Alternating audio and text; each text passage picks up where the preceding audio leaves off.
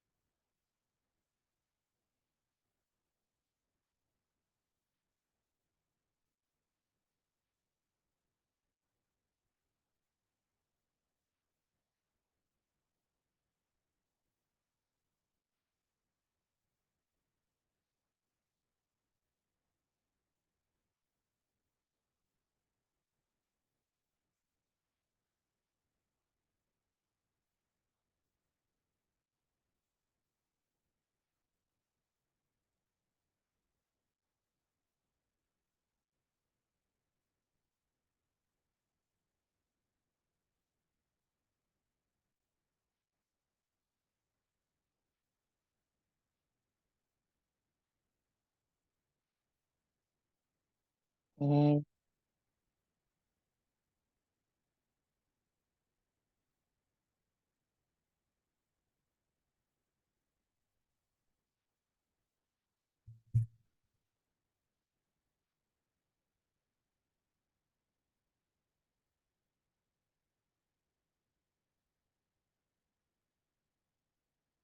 Bhagavad Gita, chapter 6.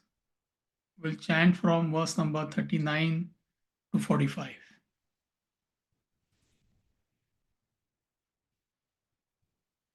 एतन्मे संशयं कृष्ण छेत्तुमर्हस्य शेषतः त्वदन्यः संशयस्यास्य छेत्ता न ह्युपपद्यते श्रीभगवानुवाच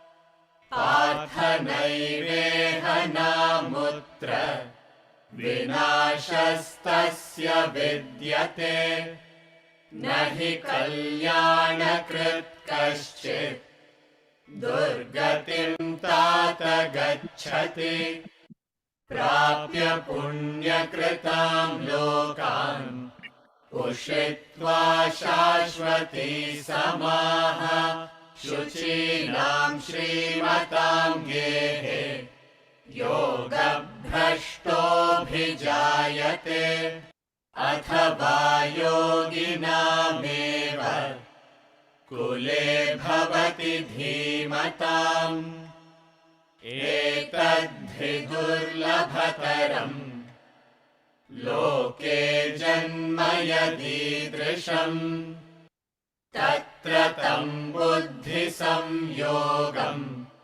लभते पौर्वदेहिकम् यतते च ततो भूयः संसिद्धौ कुरु नन्दन पूर्वाभ्यासेन तेनैव ह्रियते ह्यवशोऽपि सः जिज्ञासुरपि योगस्य शब्दब्रह्माति वर्तते प्रयत्नाद्यतमानस्तु योगी संशुद्धकिल्बिषः अनेकजन्म संसिद्धः ततो याति परां गतिम्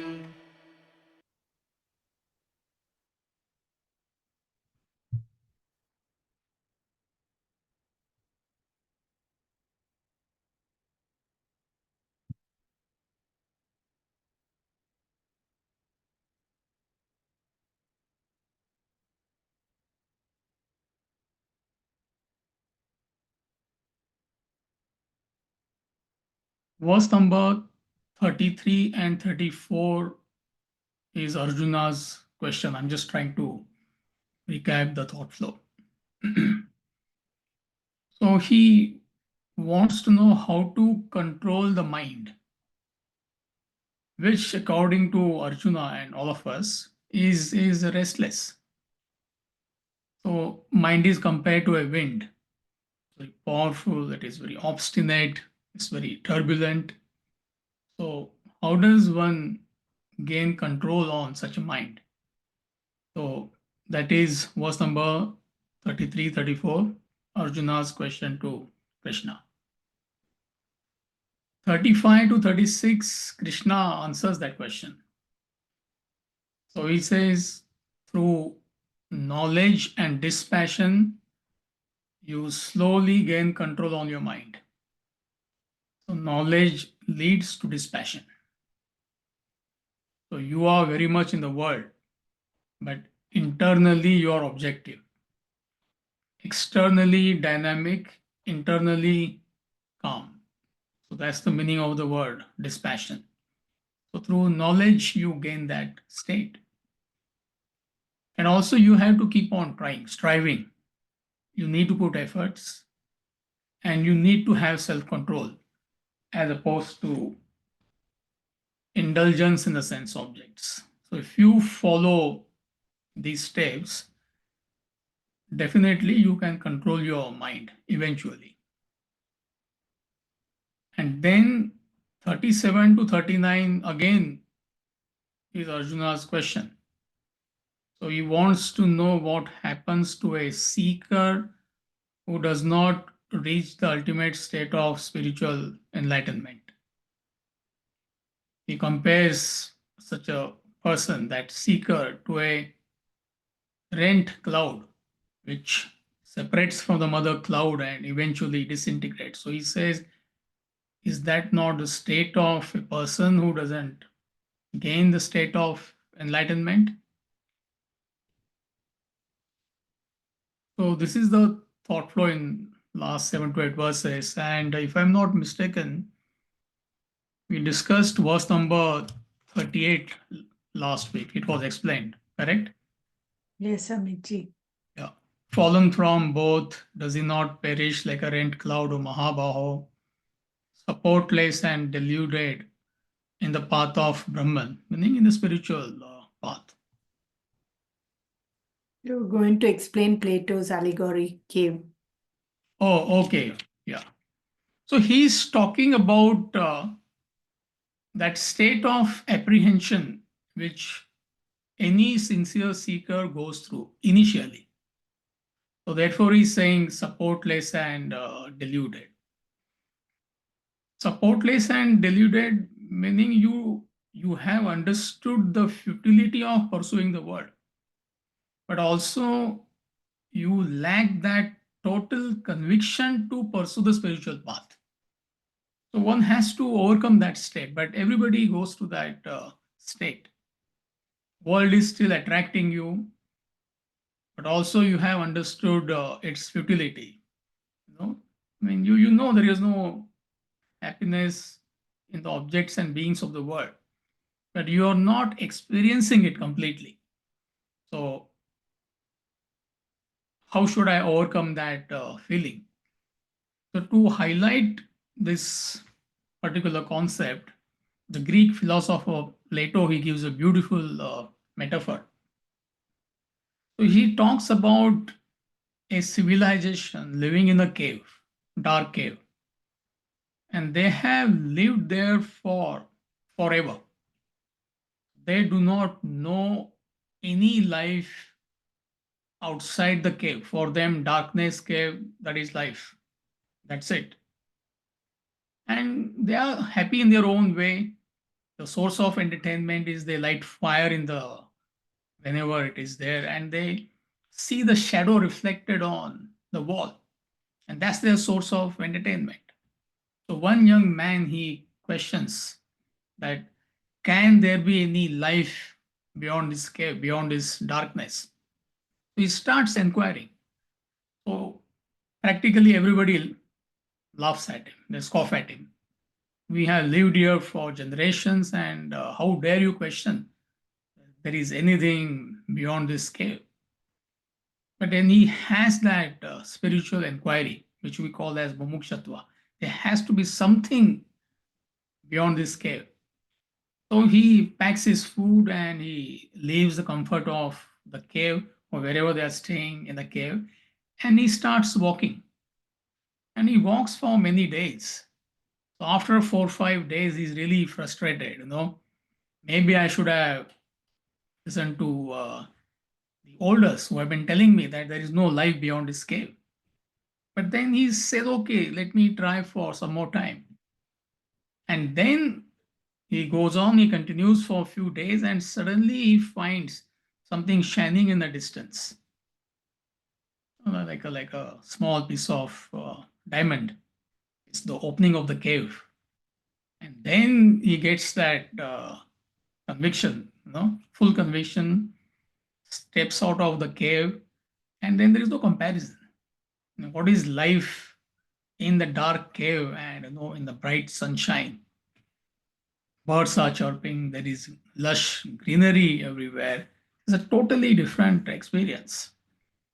And then he comes back and tells people that there is something beyond this cave. Again, most people laugh at him, but there are a handful of people who listen to him. And then they are able to make their way out of the cave. So this is what all these great masters they are telling us. The kind of life we are living, there is no comparison. It is like a bird in a cage. You're living in a dark cave. Life of bondage, life of mental agitations, whatnot. But it's not possible for us to understand that initially. But there is that conviction. If you have faith in these great masters, and in different periods of time, in different geographical locations, they all have said the same thing. You are that truth, you are that divinity. So that should help you to develop that faith, plus your own spiritual journey. So as you put efforts, you start experiencing a different life. But still, you're not reached the ultimate state of enlightenment. So that state he's talking about, that state of initial apprehension. So it's a beautiful metaphor if you understand what it means. The Greek philosopher Plato.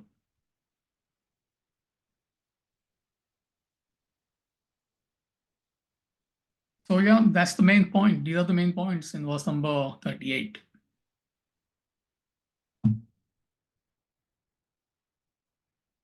We'll do verse number 39, please.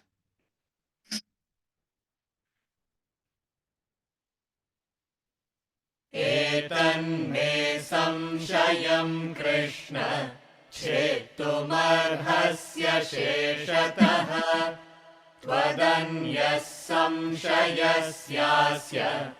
छेत्ता न ह्युपपद्यते एतन्मे संशयं कृष्ण छेत्तुमर्हस्य शेषतः त्वदन्यः संशयस्यास्य छेत्ता न ह्युपपद्यते. This doubt of mine, O Krishna, you should dispel completely. For there is none other than you to dispel this doubt. See, Arjuna, he is a seeker. And this verse is an example of complete faith and surrender to a master. Now, this quality is required if you have to progress in a spiritual path. And in any areas of life, which includes spiritual path, areas of ignorance, you need to surrender. We all have to surrender. If you do not know medicine, you need to surrender to a qualified doctor. If you do not know engineering, you need to surrender to a qualified engineer. You can't treat yourself if you don't know the knowledge of medicine. You cannot put up a complex building structure if you don't have the knowledge of engineering. So in areas of ignorance, you have to surrender. Then you progress, then your ignorance is removed. So Arjuna had that faith and complete surrender to Krishna. But it is not a blind surrender. See, the moment we talk about faith and surrender, it is not blind. A lot of people, they may have faith, but it is blind faith. We are not talking about that. Because throughout Bhagavad Gita, Arjuna is asking questions to Krishna, but with humility. That goes without saying. It's not that whatever Krishna is saying, though he has the highest respect, complete faith, total surrender, but throughout Bhagavad Gita, he is clarifying his doubts wherever he feels that he is not understanding. So, definitely, you have to have a faith. You need to surrender to the right person, but it is not blind faith. It is followed by spirit of inquiry with humility. And in fact, when you have this spirit of inquiry, faith to begin with, and it is followed by the spirit of inquiry, humility, and genuine desire to become a better human being. In chapter 4, verse number 34 of Bhagavad Gita, Krishna gives that assurance to all the seekers. So he says, the wise who have realized the truth will teach you this knowledge. Upadekshanti te jnana jnanina tattvadarshinaha. That's the word he uses. Jnanina tattvadarshinaha, meaning those who have experienced that truth, they will come to you and they will teach this knowledge to you. Demand and supply. If you have that demand, meaning you have that spirit of inquiry, you're unselfish, you want to surrender, you want to know this truth. He says the master will come literally knocking on your door and give this knowledge to you. It's a very famous verse. Bhagavad Gita, chapter 4, verse 34. You can check it later when you have some time. Jnanina tattvadarshinaha. An enlightened master or a wise person will come and give this knowledge to you. But if you don't have these qualities, if you don't have that faith, you're not willing to surrender, you don't have spirit of inquiry, you have arrogance, master may come to your house, but you will not understand his or her value or importance. So it's entirely up to you, but it's a very fine quality of a seeker. That's what we learn in verse 39. You have to have that faith, surrender in areas of your ignorance.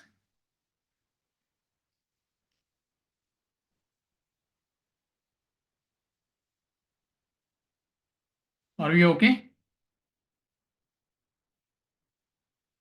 Verse number 40, please.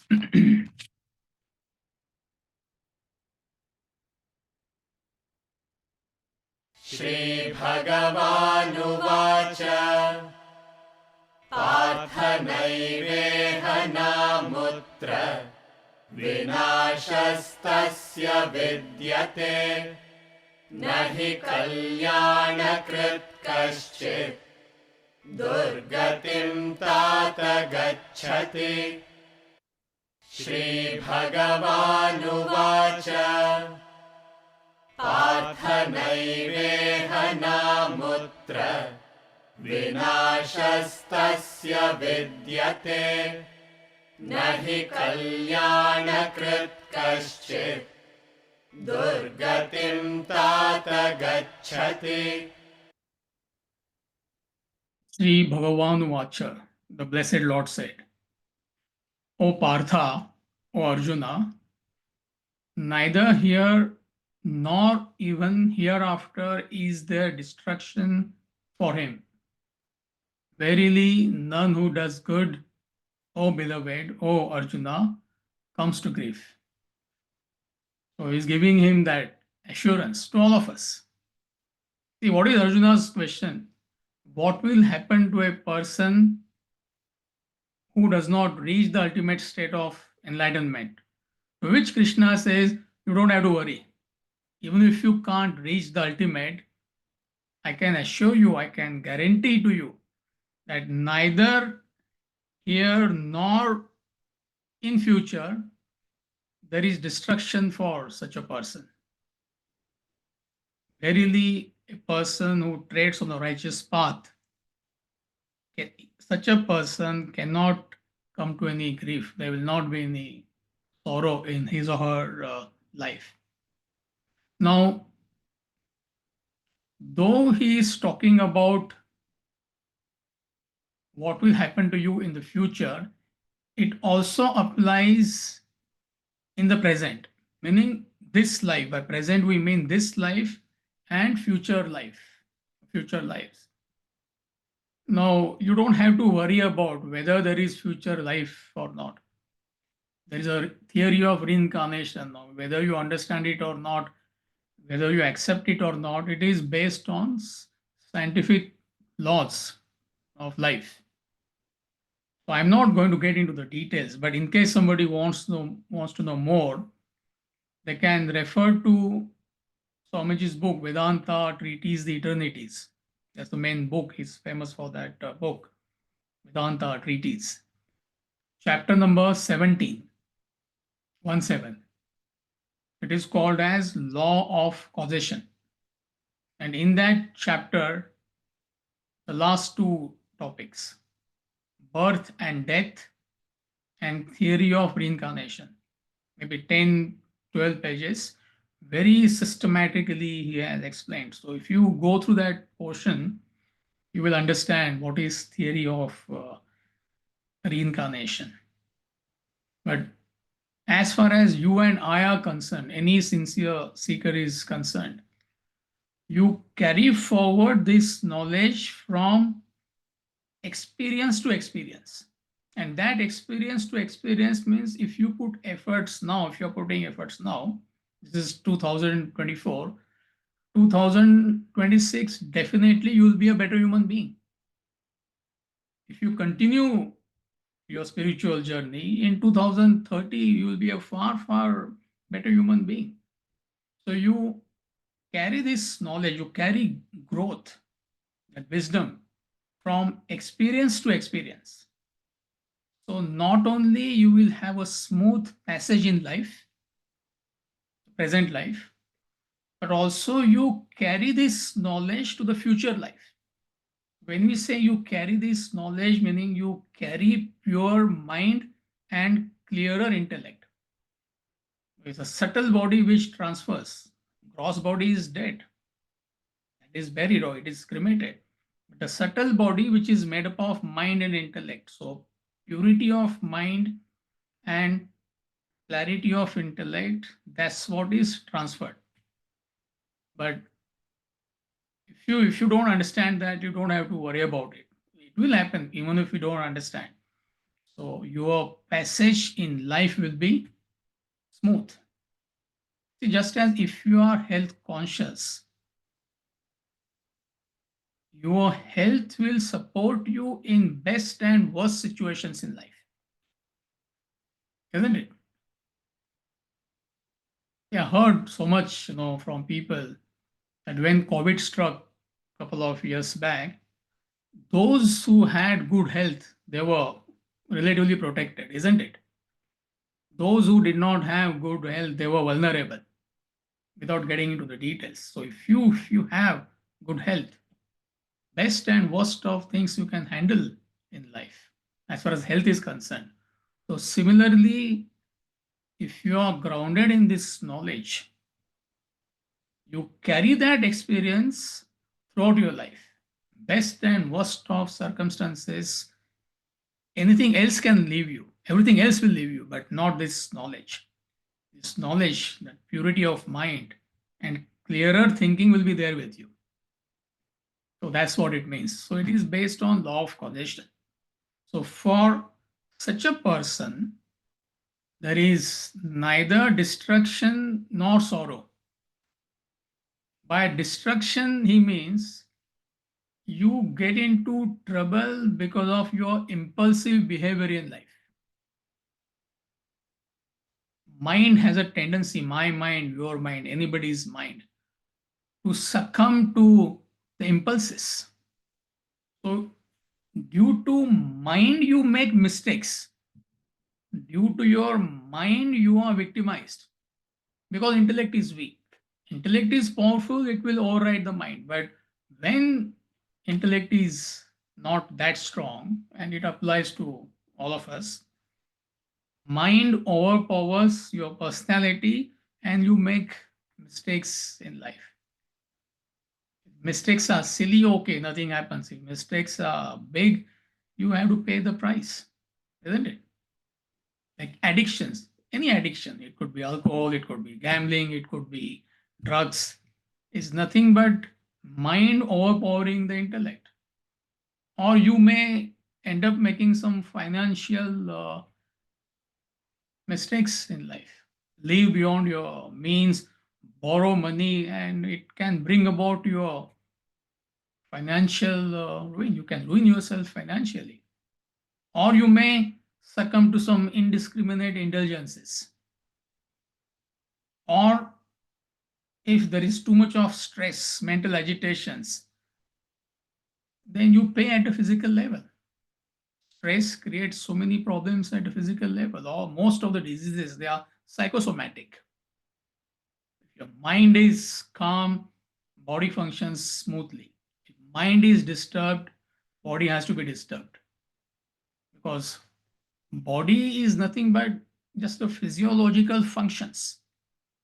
But the sense centers for these physiological functions, whatever is happening to us in the body, they are in the subtle body. They are in the mind.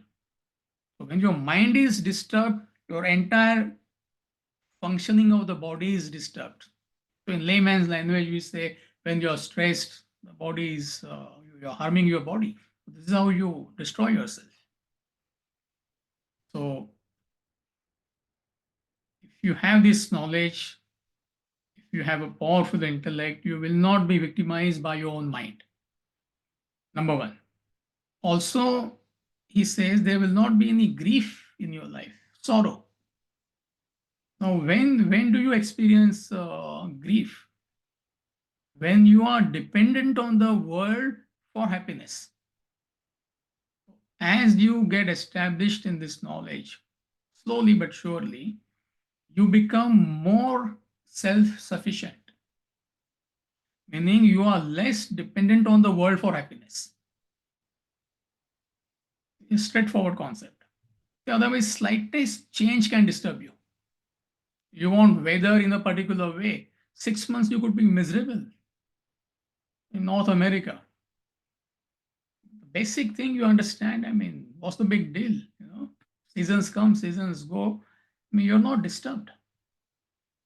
So you are less dependent on the world for happiness, meaning you are more self-sufficient. Also, you're not victimized by your desires. It is unfulfilled desires which produce mental agitations or sorrow. Your desires are under control. You don't suffer from attachment or possessiveness. That is another reason for sorrow. There's a tendency to get attached to. Mind has that tendency. Whatever it contacts, it attaches itself. It becomes attached to that object or a being and becomes possessive. So there's a fear of losing whatever you have, even if you get everything. Yesterday I met somebody, they had that lady, she had a question. Something is happening, the poor thing was disturbed. Her fear is her in-laws will steal her daughter. I said, why? Nobody would want your daughter. I mean, they all, as it is, they can't manage their 3 kids. They're having trouble with them. And on top of that, they want your daughter. That fear. 10 minutes she was crying. No, they're going to steal my daughter. They're going to steal my daughter. Nobody can address that fear, that grief. Are you with me? I'm trying to give examples from day-to-day life. Also, you have capacity to deal with challenges of life. At home, at work, anywhere.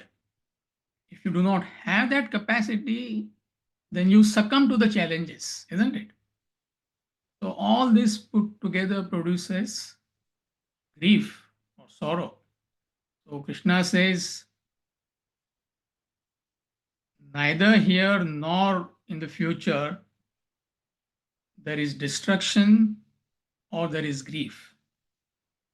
Verily, none who does good, meaning one who has this knowledge, one who is righteous, such a person cannot come to grief. So that assurance is giving. So it is mind which takes you away from the righteous path in life. Why it takes you away from the righteous path? Because it overpowers your intellect. And when mind overpowers weak intellect, you can't listen to the voice of your conscience. Every human being has got conscience. It is a function of the subtle intellect. So it is constantly pointing towards the supreme reality, or you can say a higher values of life, like a mariner's compass. But when there are too many desires, there are mental agitations. So due to mental agitations, you cannot listen to the voice of your own conscience.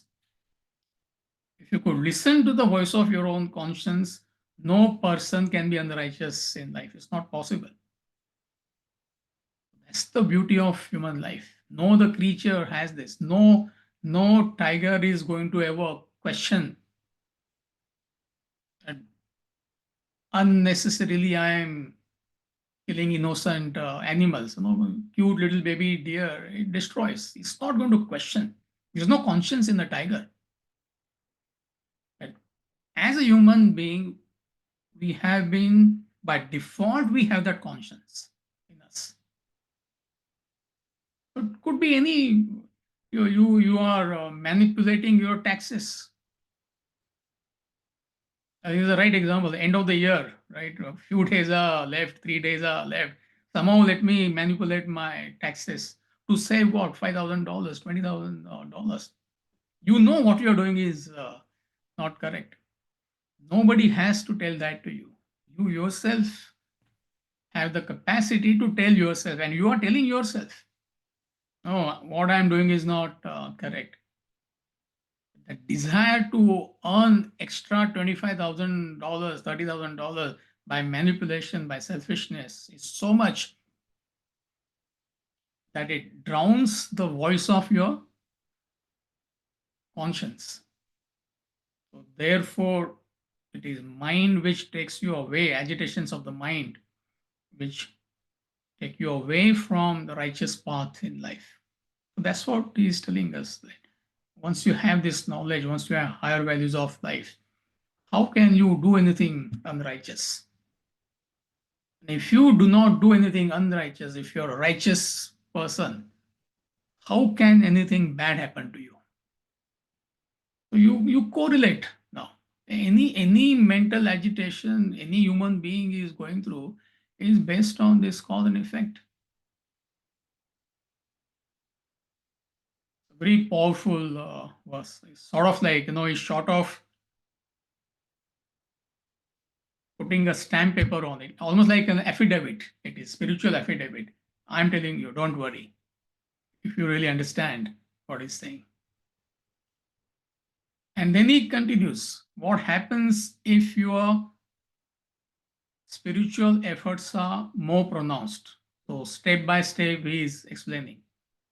So verse number 41, he tells us, you'll be reincarnated in a far, far better environment. So let's chant verse number 41. प्राप्य पुण्यकृतां लोकान् उषित्वा शाश्वती समाः शुचीनां श्रीमतां गेः योगभ्रष्टोऽभिजायते प्राप्य पुण्यकृतां लोकान् उषित्वा शाश्वती समाः शुचीनां श्रीमतां गेः योगभ्रष्टोऽभिजायते. Having attained to the words of the righteous, which I explained in the previous verse, and having dwelt there for eternal years, he who has fallen from yoga, meaning one who does not attain the ultimate state of enlightenment, is born in the home of the pure and the wealthy. See, when he says eternal years, it is used relatively, not eternal. When you are happy, when you are cheerful, time flies, isn't it? As opposed to when you are mentally disturbed, time drags on. Is it not the experience? When you are happy, you are with people, you are cheerful, enjoying, time just flies. You don't even know. When something is happening to you, you are mentally disturbed, there is sorrow, there's some conflict, confrontation going on. It drags on and on and on and on. So, in that sense, he's saying that when you are happy, when you are cheerful, you enjoy life in every sense of the term. Doesn't matter what is happening externally, internally, you're always cheerful and happy. Number one. And such a person, see, the whole thing is based on cause and effect. Let's not lose the thought flow. So, what will happen to such a person in future? He or she will be born in the home of pure people and wealthy people. Meaning, your desires demand that environment. It's not that you are planted there automatically. Your own efforts, spiritual efforts in the previous life, they demand that kind of environment. What kind of environment you will be placed in? Where there is purity and where there is wealth, meaning you don't have to worry about your physical and material needs. That's what it means. Nothing will be lacking in your life. And also, that environment is very pure. So, it is conducive for your spiritual growth. See, rarely peace and wealth coexist. It's like winning a lottery. Those who have wealth, it's a disaster. It turns out to be a disaster. Wealth is not a disaster because you do not know how to relate to wealth. The moment you acquire wealth, you will destroy two people. Who? A group of two people you will destroy. Meaning you will damage them, you will cause harm to them. Who are they?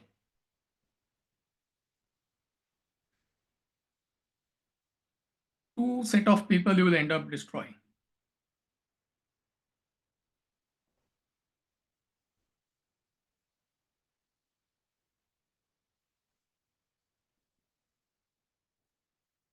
I thought it's so easy. Yourself and family. Perfect. The first victim will be who? You yourself. And the second set of people you will ruin them is your children, grandchildren, uncles, or whoever, friends and relatives. So why? Because you do not know how to relate to wealth. Nothing wrong with wealth. Since most people do not know how to relate to wealth, meaning they don't have this knowledge, the higher values of life, the wealth becomes a curse. Therefore, Oliver Goldsmith says, where wealth accumulates, men decay. Where wealth accumulates, men decay. That does not mean all wealthy people decay. If you don't have this knowledge, if you don't have higher values of life, you will end up ruining yourself. I mean, I'm not getting into the details. It's a common sense. So it's a very rare combination that there is wealth plus there is purity. There are no gross indulgences. There are higher values of life. It's very rare. So if you are established in this knowledge, if your spiritual efforts are in the right direction, you will be placed in an environment which is conducive for your spiritual growth. When we say it is conducive for your spiritual growth, meaning there is purity in that environment. No gross indulgences. People around you have higher values of life. Plus, you have enough wealth, enough money to take care of your basics in life. That's what it means. See, otherwise, I mean, your aim in life is to, when am I going to buy the next washing machine? I mean, what Vedanta you will study? Or the dryer, the latest dryer in the market. My dryer is like 35 years old, and I'm struggling to buy the next dryer for my clothes. I mean, what Vedanta? Nothing will go inside. I'm magnifying. I think your basics are taken care of. That's what it means. Plus, you are born in a family which is very pure. Those who are from India, they will know what I'm talking about. Will be born in a Brahmin family. Now, it's nothing to do with caste. This is where it is misunderstood. You could be born in a Brahmin family, and those Brahmin family could be like demons. It's possible. But Brahmin means pure, purity. That's the literal meaning of that. So you stretch your imagination. Your parents are pure, your grandparents are pure, people around you, there is purity everywhere. Plus, you have enough wealth to take care of your basics. And this also applies in this life. If you can't understand the future life, somebody may say, no, who knows about the future? With your own efforts, you can bring about that change in your present life. I have seen a number of examples since I'm in this field for almost 30 years. Some of the students who join Vedanta Academy, I will say maybe 10-15% of them, they came from very, very humble background. I often given this example. There are two brothers. There is a village near our academy. So I was in my first or second year, and that time we used to go to a nearby village to buy vegetables for the ashram, carry them on a gunny sack, put them in a train or some vehicle we had, and bring it back. So there were two brothers who used to sell sugarcane juice in that market. Absolutely poor people, two youngsters like 20, 21, 22. That was their source of income. So they got inspired by this knowledge. We only told them there is ashram and all that. We found something like, they were quite sattvic boys. They got inspired. They joined the academy. This happened 25 years back.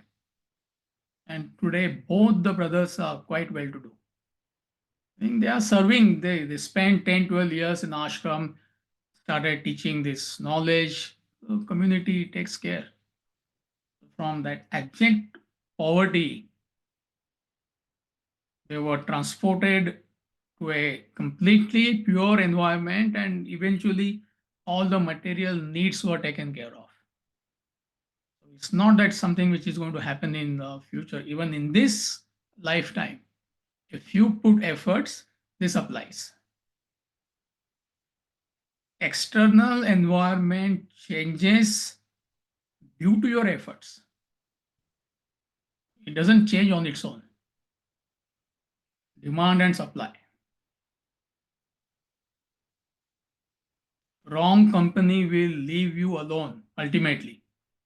When you say pure, opposite of pure is people who are grossly indulgent, materialistic, sensual people. We're not necessarily saying in a negative sense, but it's not conducive for your spiritual growth. But then why are you surrounded by such people? You have demand. You apply this taste in your present life.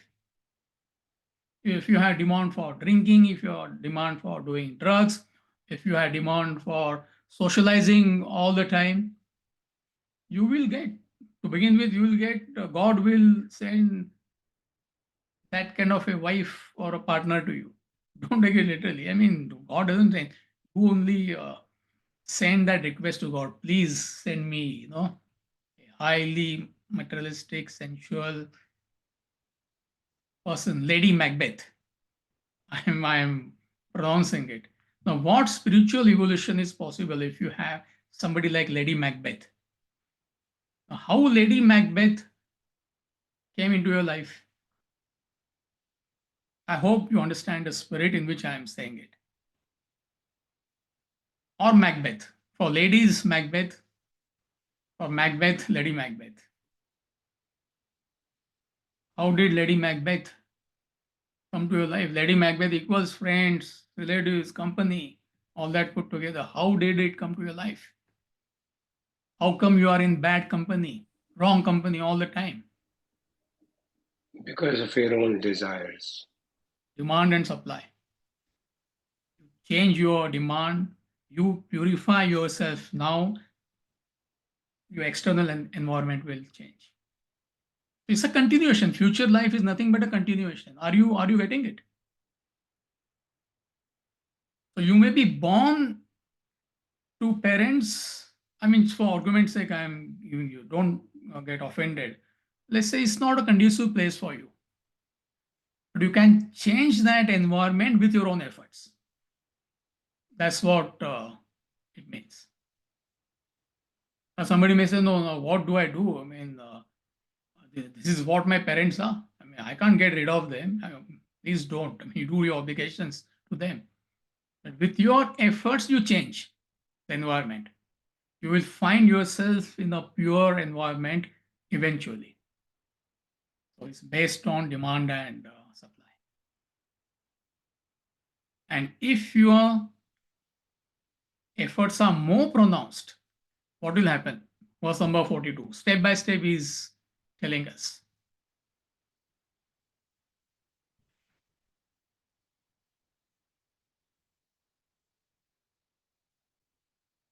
अथवा योगिनामेव कुले भवति धीमताम् एतद्धि दुर्लभतरम् लोके जन्म यदीदृशम् अथवा योगिनामेव कुले भवति धीमताम् एतद्धि दुर्लभतरम् लोके जन्म यदीदृशम्.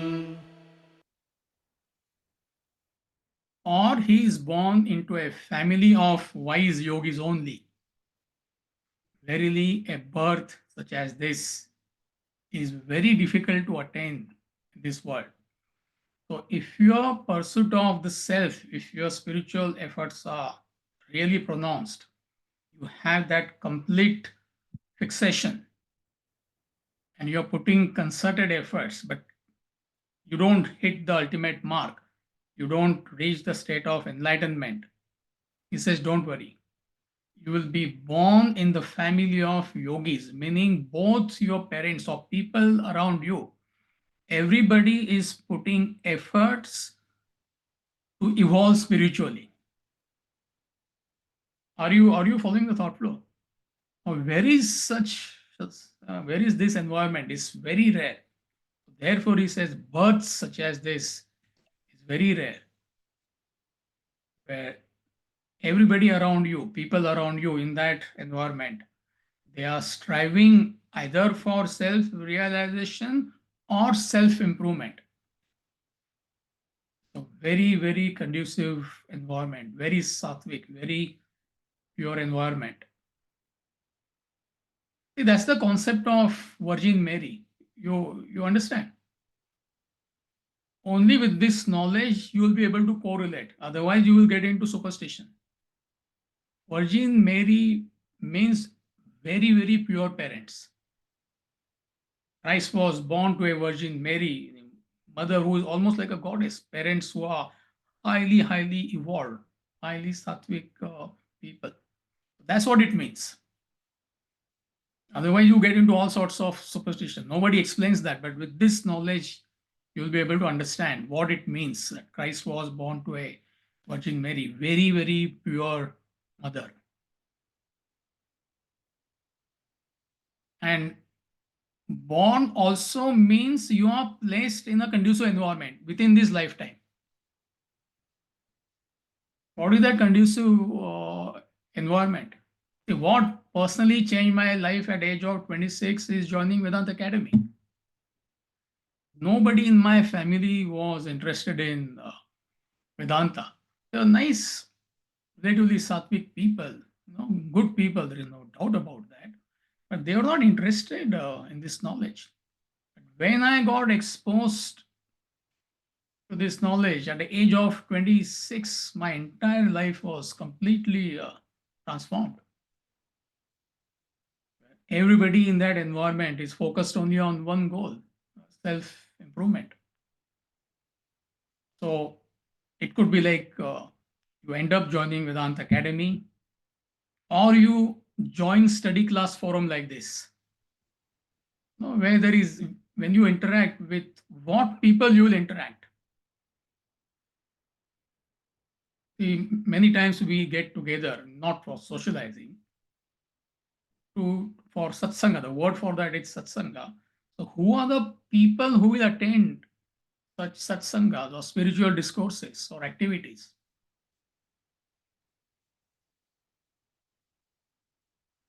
People with the same interests. People with the same interests who are like genuinely interested in spiritual evolution. So you find yourself in that company, surrounded by that company, because of what?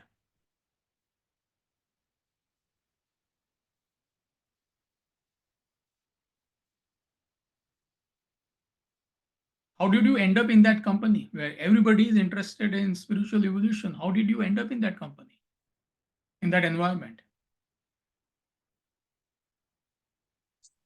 Supply Your own and demand. efforts. Supply and demand, your own efforts. So what I am trying to convey is, it is not only future life, even in this life, you can bring about that change. Future, who has seen? Of course, the same thing applies. But that should not discourage you. In fact, it should enthuse you to put more efforts. Therefore, I'm giving these examples. Your mind changes, your external environment changes. If you are in an environment which is not conducive for your spiritual growth, don't blame anybody. You have created that environment. You yourself can come out of that environment. That assurance is giving us step by step. And then he says it's not easy, meaning you need to put extraordinary efforts. You may have best of teacher, best of books, everything is laid out for you. In spite of that, you may mess up your life. That's what it means. If you don't put effort, but if you put efforts, how long it takes to be in a conducive environment. Are you following? And there's so many stories, especially in Puranas, you can't take them literally. A child, when the mother was carrying a child in the womb, they used to recite Ramayana, Mahabharata, or some bhajans they used to sing. And from the age of 1 and 2, the child used to recite the whole Bhagavad Gita or Mahabharata. You can't take these literally. That is superstition. Meaning, very, very conducive environment. It all depends on mother. Mother could plan baby shower or she could do some spiritual activities. You decide. And then in that conducive environment, what happens? Verse number 43. Are you getting the thought flow? Step by step is trying to explain. 43, please. तत्र तं बुद्धिसंयोगं लभते पौर्वदेहिकम् यतते च ततो भूयः संसिद्धौ कुरु नन्दन तत्र तं बुद्धिसंयोगं लभते पौर्वदेहिकम् यतते च ततो भूयः संसिद्धौ कुरु नन्दन. Is camera on, Radha? Yes, Swamiji. Yes, Swamiji. Okay, it flickered. I thought something happened. Translation. They're united with the knowledge acquired in this former body. He strives more than before for perfection. O Kurunandana, O Arjuna.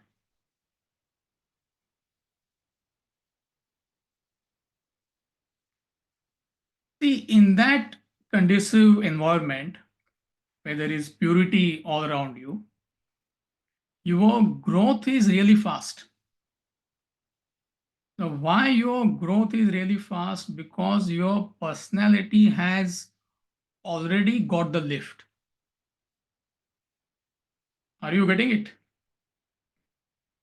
You put efforts. Due to your efforts, you are placed in a conducive environment. So therefore, in that conducive environment, naturally your growth is much faster because there are no forces which are taking you away from the spiritual path. It's not easy, it's quite rare. But imagine that kind of environment.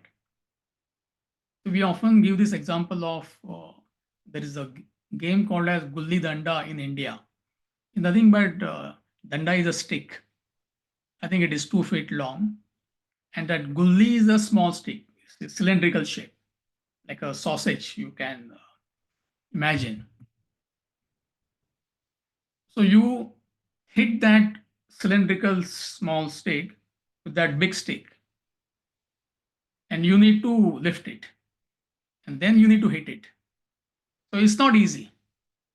Some people, they go on trying. We all have played that, as kids. But once it gets that lift, whatever, like 6 inches, 8 inches, then it's very easy to hit that. But to get that initial lift, to give that initial lift to your personality is not easy. But once you get that initial lift, then you shoot as far as your spiritual growth is concerned. So that Gulli Danda example is very good. Or like a plane, once it takes off, it's very easy. Taking off is difficult. It has to fight against gravity. But once it goes 35,000, 40,000 feet, it just soars there in the sky. I think in the book, Swamiji is giving that tailwind example. The entire journey will be like a tailwind, very smooth, because there are no opposing forces to distract you. So what do we mean by opposing forces? Meaning there are no gross indulgences in that environment. And you're also not indulgent, you're a highly disciplined person. There is no opposition from people around you. Otherwise, that can take you away from the spiritual path, isn't it? Everybody around you is a seeker, genuinely seeking this knowledge, pursuing this knowledge. In that environment, you get proper guidance. And also, wise people are there to correct you. So, all this put together, you just shoot. Your growth is very, very fast. And he admits such birth is rare. Based on cause and effect. It is like winning an Olympic gold medal, isn't it? It's not easy. Or you get admission in Georgia Tech. That's what I heard from Raji last week. Correct me if I'm wrong. It's not easy to get admission in Georgia Tech, but once you get admission there, the student's graph is like this. It's so conducive because he or she has a talent, he has put efforts, he's got that amazing environment as far as study research is concerned.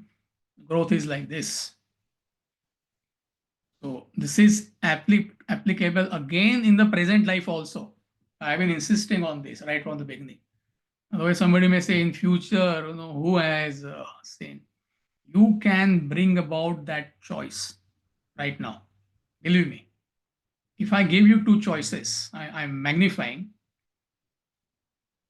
1 week on a Disney cruise or any cruise you want. Come to me, I will sanction it. There is no such thing. I'm just giving you that example. Two choices. 1 week on the cruise of your life. 7 days for husband and wife.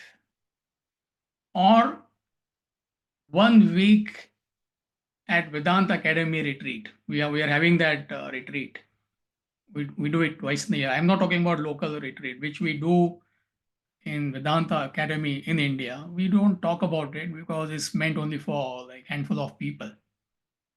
I mean, it's meant for everybody, but only handful of people will be attracted. So two choices are given to you. And by 5 p.m. today, you have to let me know. Now you decide which one you want to choose. If you choose cruise, you will be in the particular environment. There also you will shoot up, but in the wrong direction. Place like Vedanta Academy, if you spend 5 days, 7 days there, Veera is getting excited because he mentally is already there. Vijay has already left. The growth there is really meteoric. I don't know how many of you know these retreats which we do in America, Catskill retreat in upstate New York. That retreat has produced 5 youngsters. 5 youngsters from America have joined Vedanta Academy. 4 girls and 1 boy. I think girls are more interested. I don't know what's wrong with the boys. At least there is 1 boy. 4 girls, American, from America. They were interested, definitely, there is no doubt. Therefore, they found themselves in that environment. And in that spiritually charged environment, you shoot like this. And it says it is birth such as this is rare. Now, of course, it means future birth. Of course, and also it means present birth, meaning you are born into that environment, meaning you choose that environment. You are placed in that environment due to your own efforts. And in that conducive environment, united with the knowledge acquired in this former body, meaning you carry forward your previous efforts from experience to experience and in future also. He strives more than before for perfection because everything is so conducive for your growth. And then verse number 44, we'll do it next week. By that former practice alone, Purva Abhyasena, that is how you split it. By that former practice alone, he is born irresistibly, even wishing to know yoga, he goes beyond Shabda Brahma, word Brahman. Meaning in that conducive environment, spiritual growth is very, very fast. Just by wishing to reach the state of enlightenment, that person can reach that state. Therefore, we keep on, traditionally, so many stories have been told to us. At the age of 8, 10, like some Mahatmas, they attain that state. It's all carry forward. It is not superstition. So what you need to understand is your growth is based on cause and effect. Number 2, it is cumulative effect. All put together, every unit of effort you put together, you carry it forward from experience to experience, and in the future also. That future includes this life as well as future life. Future life is nothing but continuation of an experience. So that assurance you get here from the highest authority. When people ask this question, what will happen to me? What's the point of being good, being righteous? If this doesn't inspire you, I don't know what else will inspire you. Okay. So you decide what kind of a life you want to live. You are the commander of your own life. All right, so let's conclude for today. Next week will be a last class for chapter 6. I think 4 verses are left, so we will be able to conclude. So any quick questions before we conclude? Anything from today is not clear? No, everything's good. All right, so I'll see you tomorrow in case you're attending Holocaust of Attachment class tomorrow at 10 o'clock. Otherwise, next Saturday. So have a good day, all of you. Thank you, Swamiji. Thank you, Thank you, Swamiji. Thank you, Amit. Thank you, Amit ji. Thank